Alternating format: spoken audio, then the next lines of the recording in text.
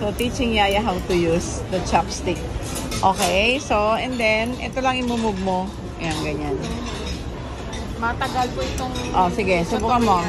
Subukan mo. Busy kasi yung nagtuturo eh. Bunso, turuan mo, Yaya. Okay. Si Nicole marunong eh. Okay. Ganito muna. Ito muna isa. Okay, so? Parang i-perso mo to. Tingnan mo, may perso. Parang nakaganto lang siya. Oo, so dito sa pang-ano, dito. Yan. Tapos, ito, tsaka ito ang hawakan mo. Pak!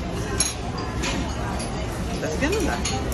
So, tapos ito, tsaka ito. O, Yaya, tingnan mo mabuti. O, tapos pag nawa, ayan na. Dapat hindi siya, tignan mo, hindi magkadikit dito sa dulo. Kailangan may space in between.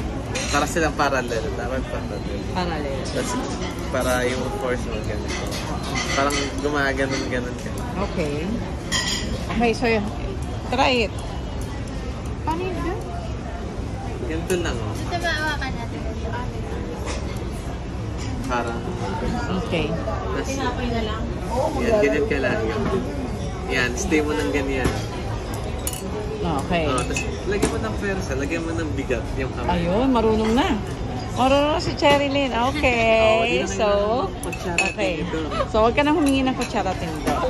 Okay, di ba Nicole? Nicole, what about you? May I see? Okay. Yeah.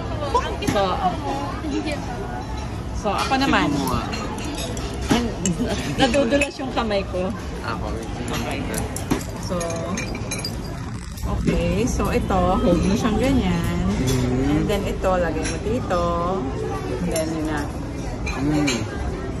Okay. Malapit.